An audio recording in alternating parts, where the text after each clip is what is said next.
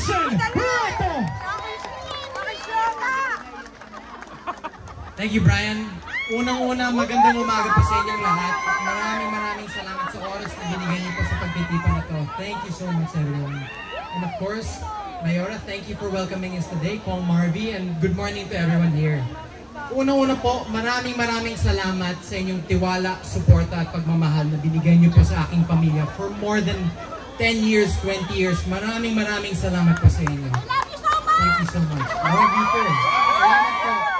At ako naman po, gusto ko po ipatuloy ang serbisyong Recto. Kung magbibigay po kayo ng pagkakataon sa akin para makapaglingkod at magserbisyo sa inyo, I would really appreciate that. Kasama rin ko po dyan yung kuya ko, kaming dalawa. Alam ko po, bago lang po kami. And ako personally, I'm looking forward to learning from each and every one of you, and I'm looking forward to working with each and every one of you. So ulitin po, God bless. Maraming salamat po sa inyo. Thank you po. Kaya palabahan po natin, Congressman Ryan Christian Recto, at palakabahan po natin ang 6 na kongresista mula sa bandila ng Batangas. At syempre, sabi ko nga po, tumugon na ang ina ng lalawigan ng Batangas. At tumugon din sa hamon upang siya ay tulungan sa Kapitolyo. Batangas, samahan niyo akong palakpakan ang nag-iisang vice-gobernador ng Batangas, vice-gobernador Luis Philip Matsano. Magandang umaga po sa inyong lahat, kahit yung mga nandun. Isa lang muna ang katanungan ko para sa inyo bago ko magsimula. Mas guwapo ba ako sa personal? Yan talaga mga Batanggenyo, di marunong magsinungaling. Palagi nagsasabi ng totoo. Isang magandang umaga po sa inyong lahat. At gusto ko lang sabihin, gusto ko lang ikwento sa inyo, nung ako'y bata pa lamang, nagsimula ang serbisyo ng aming pamilya sa Batangas. Si Tito Ralph ay nagsimula bilang kongresista, at syempre ang mami ko si Tito Ralph, nagkongresista, nagsenador, and I love you too! Pero malinaw po, may asawa na po ako. Malinaw po, naging senador at bumalik sa pagiging isang kongresista, ngayon kalihim ng pananalapi. At syempre, alam na alam po natin ang aking mami ay nagsimula bilang mayor ng Lipa, naging gobernador, at naging congresswoman din ng distrito ng Lipa. At simulat sa pool, alam ko kung gaano kamahal ng aming pamilya ang buong lalawigan ng Batangas. At sobra-sobra pa doon ang pagmamahal na binibigay ng bawat Batanggenyo sa aming pamilya. Kaya ngayon pa lang, maraming salamat po sa inyong lahat, sa inyong pinapakitang suporta at pagmamahal. Kaya po kami nandito dahil marami pong nagte-text, marami nagme-message po sa amin. Isa sa mga nanimiss at aming ibabalik. Ibabalik po namin ang nanimiss at hinahagad ng lahat, ang serbisyong may talino. Ibabalik po namin ang hinahanap ng bawat Batanggenyo na serbisyong may puso. At dahil nandito na rin ako, magdadagdag ako ng swerte sa buhay ng bawat Batanggenyo. Mabuhay po ang bawat Batanggenyo, mabuhay po ang lalawigan na mahal natin, ang Batangas! Maraming salamat po. At palakpakan po natin, Vice Governor Luis Philip Lucky Mansano. At ito na nga ang inaabangan ng lahat. Kaya tayo nagtipon-tipon dito, kaya tayo ay nagkakaisa. Dahil tumugon na sa panawagan ng buong lalawigan na maglingkod muli bilang gobernadora ng lalawigan ng Batangas. Palakpakan po natin, Governor Vilma Santos Recto. Maraming salamat po. Maraming salamat po. Maraming dine. Ay, naku, sadya nanay. Ay, sadya, ay kahit paano, pwede ko bang sabihin, nagbalik ako dito sa bahay ko. Ay, sadya naman, naging bahay ko rin po ito ng 9 na taon. Kaya, andito pa rin po yung mga minamahal kong pamilya, yung mga empleyado, mga department heads, sa 9 na taon na ako po'y ginabayan. At kung ako man po ay nakatapos ng 3 termino, dahil po yan sa tinatawag pong teamwork, at dahil din po yan sa lahat ng empleyado at mga department heads ng Kapitolyo na siyang gumabay sa akin. Kaya mula sa puso, maraming salamat po. Ay ako'y babalik din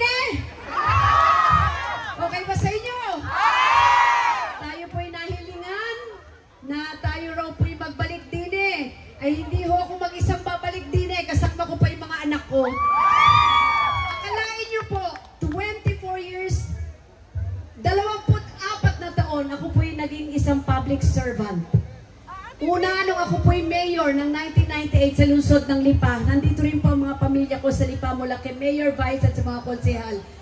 1998, would you believe 1998 na ako'y maging mayor? Ang anak kong si Ryan, 3 taon lang. Ryan, alika anak. Tignan niyo kung gano'n nakalaki, 28 years old na. Hindi ba? Tapos po, thank you anak ko. Tapos po, nung ako rin po ay maging mayor ng lungsod ng Lipa, si Lucky. Wag na edad. Wag na binabanggit ang edad. Okay na, sabay-sabay tayo, magtutulungan tayo para sa lalawigan. Pero sana hindi na binabanggit ang aking edad. Si Lucky, 1998. Gob, tama na Gob, panalo ka na. Tama ka na Gob. 1998, isipin nyo nung ako'y mag-mayor, 27 years old. Ngayon, tanong nyo ilang taon na? Mahimik ka. 43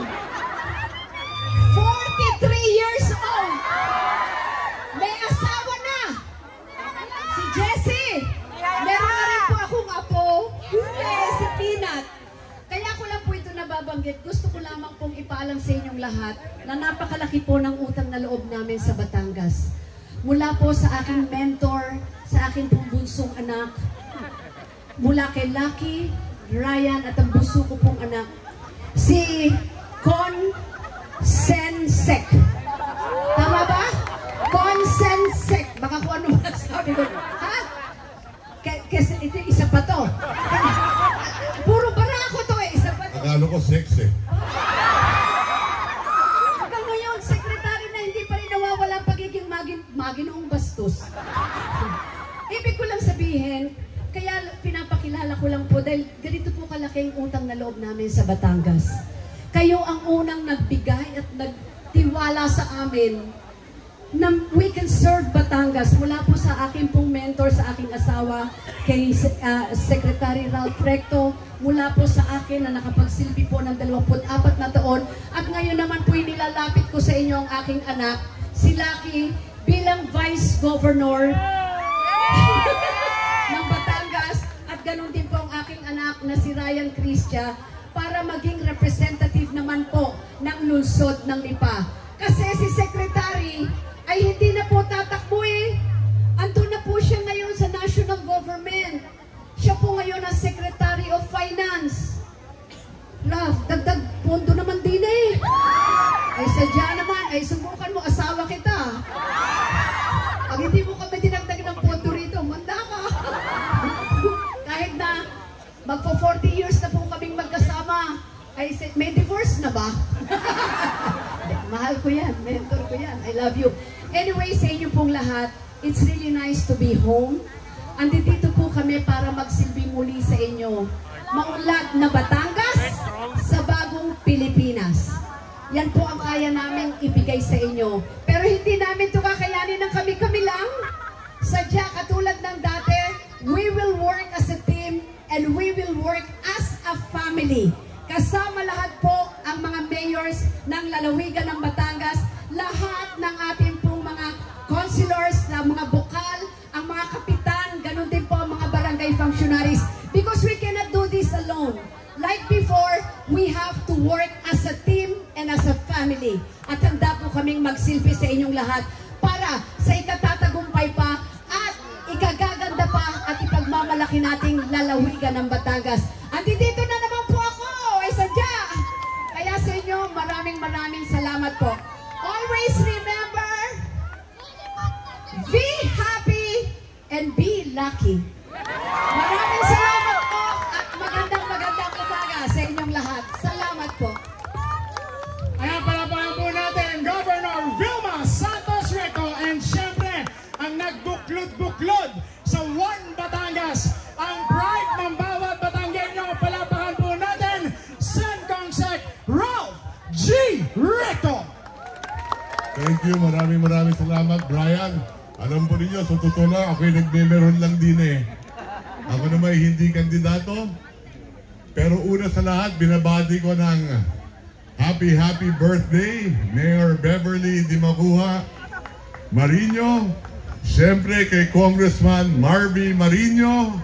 At siyempre, Larga Batangas, Jinky Luistro. Happy birthday! Alam po ninyo, nabanggit ni Victina na kasama niya ang 3 anak niya. Ang panganay si Lucky, ang sunod si Ryan, at alam naman ninyo ako yung bunso. At pinakamatigas ang ulo. Pero sa totoo lang, kaya po tayo nandito ngayon, nag-file ang lahat ng kandidato. Pinakikilala natin sa buong lalawigan ng Batangas ang Alyansang Maunlad na Batangas sa Bagong Pilipinas sa ilalim ng One Batangas. At lahat ng nandito, sikat na sikat, kilala na ninyo lahat. Nasubukan na ninyo ang serbisyo nila. Umpisahan natin sa 1st District. Matagal nang naglilingkod ang pamilyang Ermita Buhain. Tama ba ga? Nung unang panahon pa, 1992, kasama ko pa ang lolo, ang ama ni Eileen Ermita. Nandiyan si Eileen, andito si Eric Buhain. Eric, napakasipag ni Eric sa kanyang distrito. Pumunta kayo sa 1st District, tourism na lugar ang 1st District natin. Makikita nyo, magaganda ang lahat ng kalsada, eskwelahan, at kung ano-ano pa. Kaya nandito, ang sabi ko nga, sa 1st District kasama ng Alyansa ng Maunlad na Batangas, sa One Batangas, Eric Buhain, palakpakan po ninyo.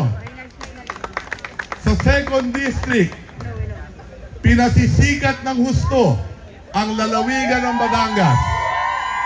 Napakatalino, napakahusay, pinagkakatiwalaan ng Pangulo, pinagkakatiwalaan ng ating Speaker, and I'm very proud to be with her.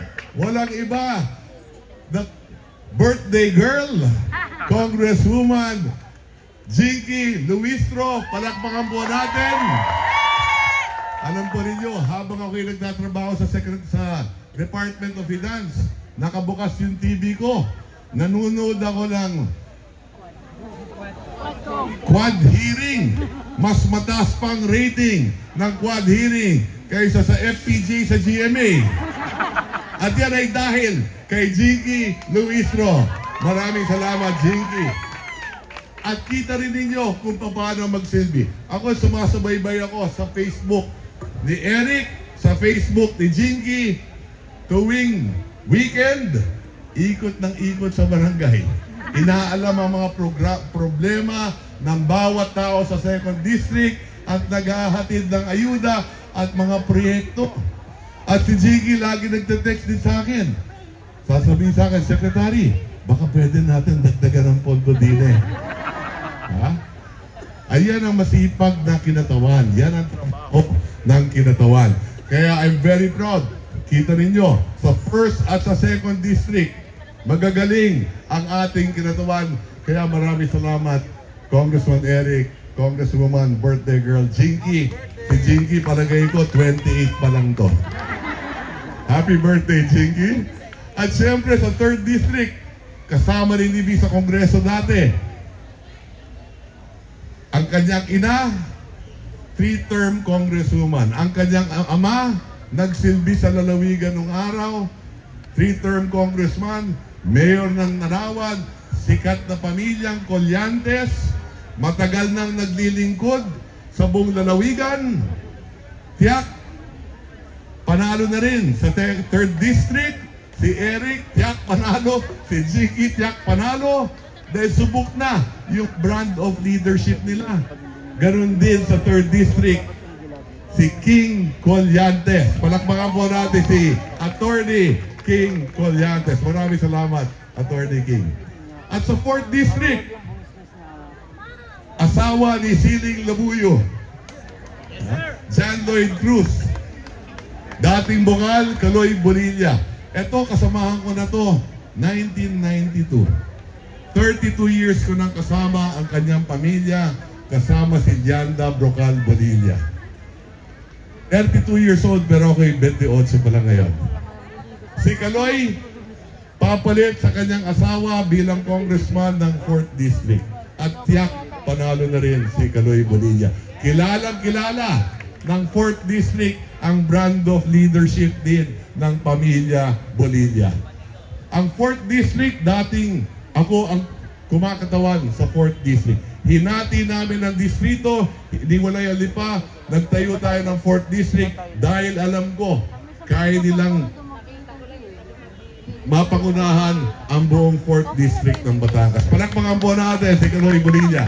Of course, sa 5th District naman, matagal nang naglilingkod ang kanyang pamilya. Mula 1988 hanggang sa ngayon, walang putol ang serbisyong di makuha at ang Marinyo. Ngayon, si Beverly nakatapos ng 3 term. Kilala na ninyo ang leadership ng kanilang pamilya sa Batangas City. At kayong pupunta sa Kongreso, si Marvin naman. Happy birthday! Ito, isipin ninyo, napakapalad at makasaysayan ng araw na ito. 3 ang may birthday. Mag-asawa.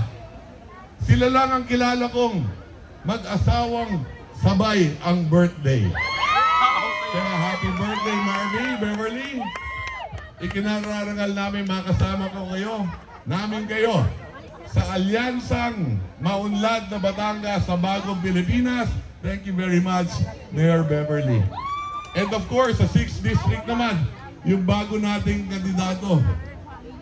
Ako yung unang lumaban, 28 anyos. Ito naman si Ryan ngayon, 28 anyos. Na magiging congressman ng 6th District of Batangas, ang syudad ng Lipa. So, Ryan, looking forward to you working with everyone. At syempre, si Lucky naman, sa Vice Governor, kilala na ninyo, hindi ko na kailangan. Isipin ninyo, pag nagtungulungan ang nasyonal at lokal, mas uunlad ang lalawigan ng Batangas. At syempre, iiklihan ko na, yung pinakmagandang babae sa balat ng lupa para sa akin, walang iba kundi ang tumikot sa akin. Mahal na mahal ko si V, na matagal nang naglilingkod sa lungsod ng Lipa at lalawigan ng Batangas. Sana po, samasabahan natin sa mga darating na panahon para bumalik ng governor ng lalawigan ng Batangas. Payag ba kayo? Sigurado kayo? Kaya mga kababayan, ulit maraming salamat sa pagbigay nyo ng oras sa atin. Ito po ang team ng One Batangas. Siyempre kasama ang ating mga bukal. Ito ang team na magdadala sa plano ng ating Pangulong Bagong Pilipinas na tayo ay sentro sa plano ng Pangulo sa pagpapaunlad ng lalawigan ng Batangas. Sa ating mga mayor na kasama, maraming salamat sa inyo. Ulit mga kababayan, magandang hapon. Maraming salamat. God bless all of you. Thank you very much. Secretary Dong, maraming salamat. Nice to see you, partner. Thank you. Salamat sa inyo. Maraming salamat po, Sen Consec, Ralph C. Recto, mamamayang magigiting, lalawigan ng Batangas. Muli, malugod po naming itinatanghal sa inyo ang alyansa na tumatakbo sa ilalim ng iisang bandila ng One Batangas. Sama-sama po muli nating isulat sa kasaysayan ang isang maunlad na Batangas sa Bagong Pilipinas.